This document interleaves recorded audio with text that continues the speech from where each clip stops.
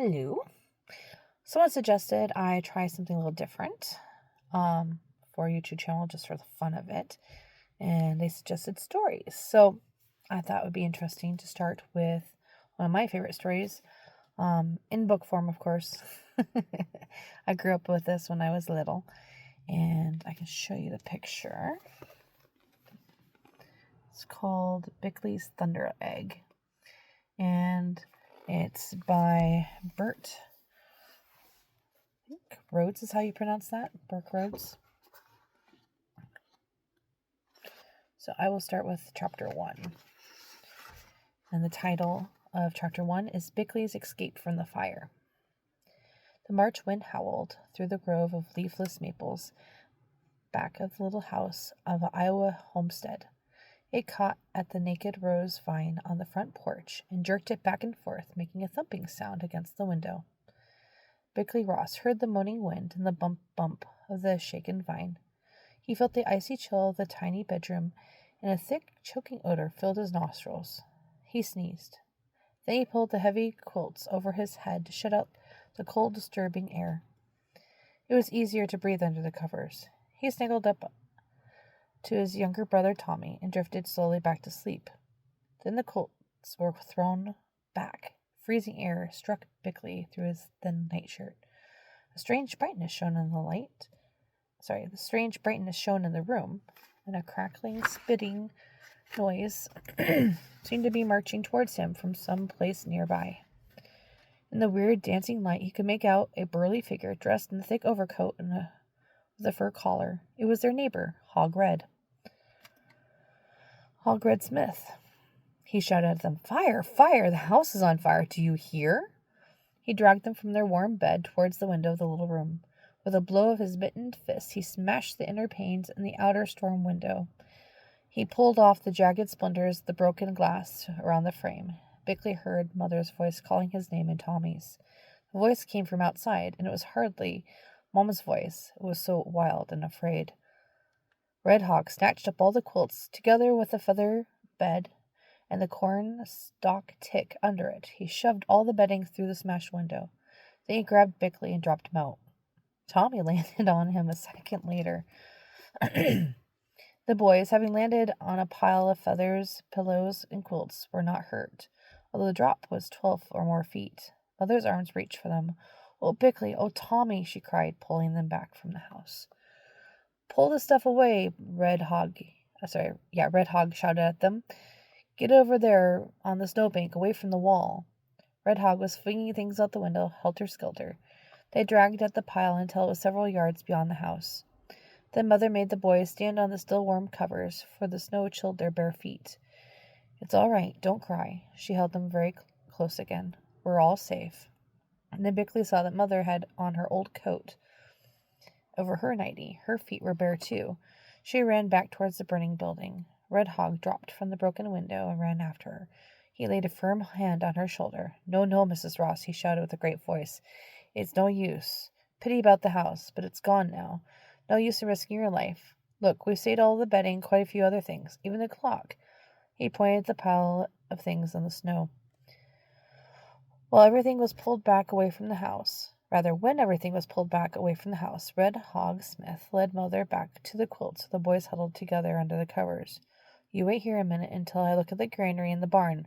They're far enough away. I don't think they'll catch, but I want to be sure." He turned to look at the house again. It was all ablaze now. Fire poured from every single window, and while they looked on, the roof fell with a heavy crash. Although Bickie felt the breath of hot air on his face, he was cold, bitterly cold. His feet and hands were numb. "Wait here," Red Hog told them. "Again, I'll just have a look around here, and then I'll bring in the sled and take you all over to my place. John won't be home until tomorrow, will he?" Then Bickie remembered that his big brother John was in Marshalltown, 12 miles away. Mother stood there in the light of the burning house. It glinted on her long black hair. No, John won't be home. He won't be home. What day is it today, anyway?" Bickie had never heard his mother so agitated. Red Hog unbuttoned his overcoat, reached into the pocket of his jeans, and pulled out a thick silver watch. He looked at it. "Oh, just 12 o'clock midnight." He shook the watch, looking little hard at it, as though he couldn't believe what it said. Seems to me it ought to be later than that. He put the watch back in his pocket. If I hadn't seen the fire coming through the roof, you'd all been burned alive. Mother wrapped the boys tighter in the thick quilts and snuggled them close to her in the feather bed, while Red Hog walked back to the barn and the granary. It was God's great mercy, she said. I was sound asleep. We were all asleep. If Red Hog hadn't been going by, if he hadn't seen the fire, let's thank God. Bickley could see the dark shape of the sled and the 2 white horses out on the road where Red Hog had left them. Now he saw the big farmer open the gate. He led the horses through into the yard. He brought them right up to the spot where the boys shivered under a load of quilts. They all got into the sled.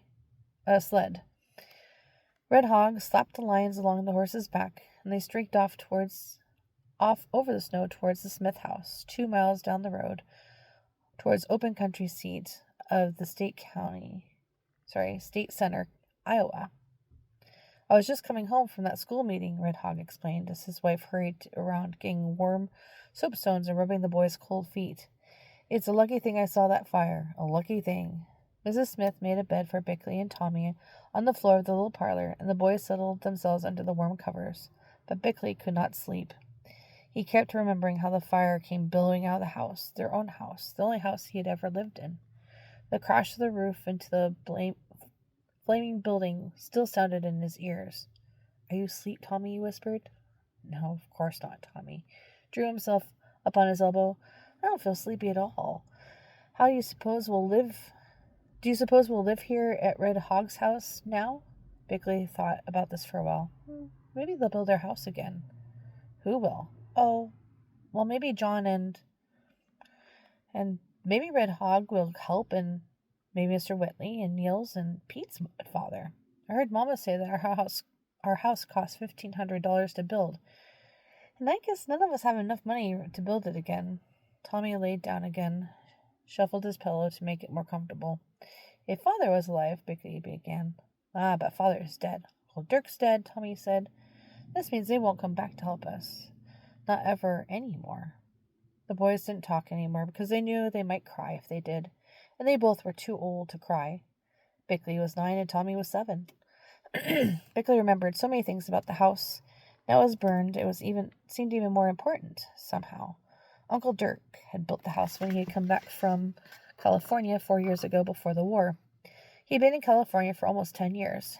He went out with the 49ers. Of course, Bickley couldn't remember that far back, but he did know because he'd heard Mama tell the story, or tell about it many times. Bickley couldn't even remember when the house was built. He had been born in the house, and now it was all burnt up. The house wasn't big, but it was good. Bickley shut his eyes. He could see how nice the house looked, with the yellow vine over the front porch, and the 2 tiny windows that opened out of the garnet over the porch roof. Of course, no one ever went up into the garnet, but the 2 windows looked nice out front. There was a cellar under the house, too. It was walled with red sandstone. All the foundations of the house were of that red sandstone, and the cellar floor had boards laid in it, or rather on it, that made it nice.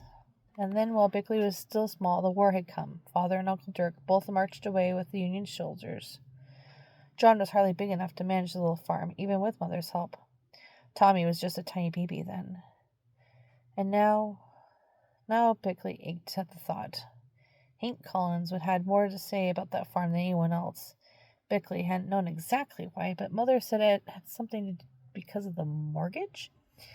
She explained what a mortgage was, and now Bickley understood that whenever they harvested some grain or sold a calf or hog, that Hank Collins would be there to take the money. He knew there'd be no money left for them for buy food or clothing like other people had.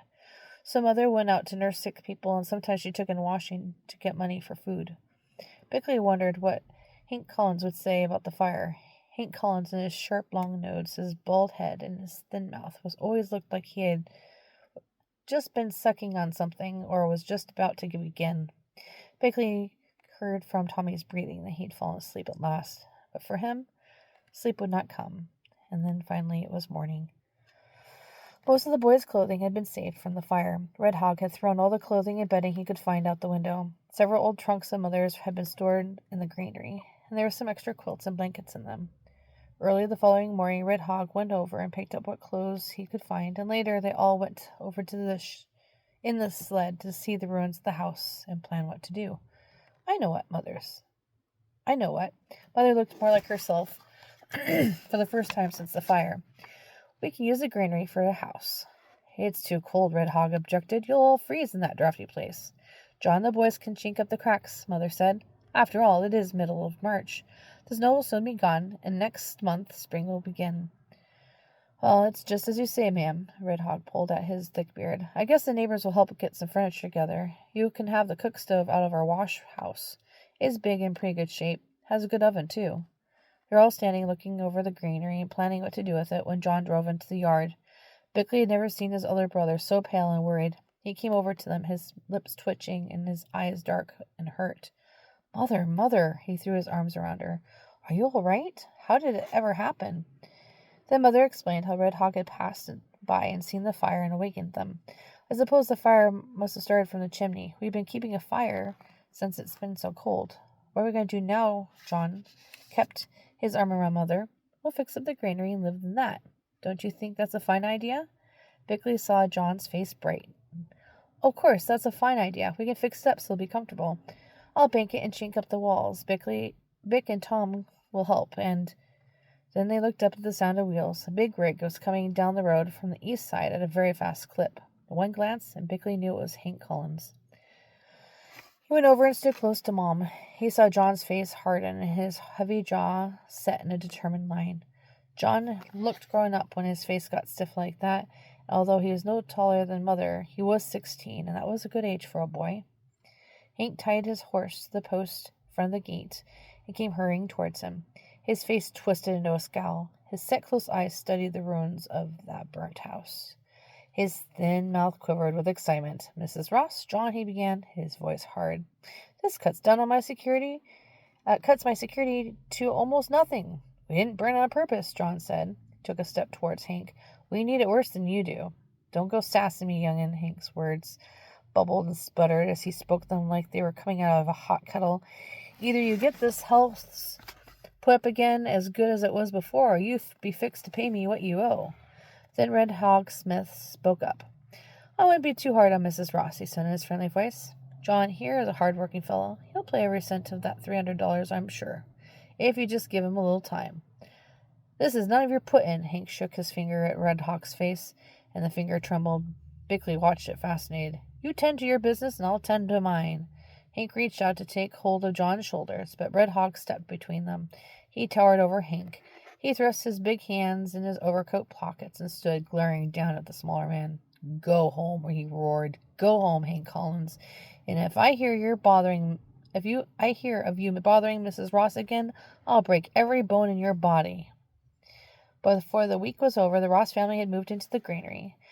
The neighbors had been generous with dishes and pots and pans and a few pieces of furniture, enough to make the place comfortable. There was even a bureau and a washstand. John began building a lean-to along the back side of the granary. It'd make an extra bedroom for the 3 boys. They also built a rude partition through the granary, dividing into a large kitchen and a small front bedroom for Mother. He found some old lumber in the barn and built 3 bedsteads. The old Seth Thomas clock, miraculously saved from the fire, hung on the wall over the kitchen table, and it ticked off the hours of that spring and early summer until June came. School was over, and Bickie spent many long days playing with Tommy in the maple grove back behind the granary. To the side and a little nearer to the road, the ruin of the burnt house stood, black and crumbled, while all around it the weeds grew thick and tall. The yellow-red rose vine in the front was burnt badly, but now it was sending forth strong new shoots. Mother had scraped the ashes away from it and tended it carefully. Who knows, she said to the boys as she drove a strong stake for the vine to climb. Someday we just might build another house right here on this foundation, and then the rose vine will be all ready to train over the porch again. That's the end of chapter 1. Hope you enjoyed.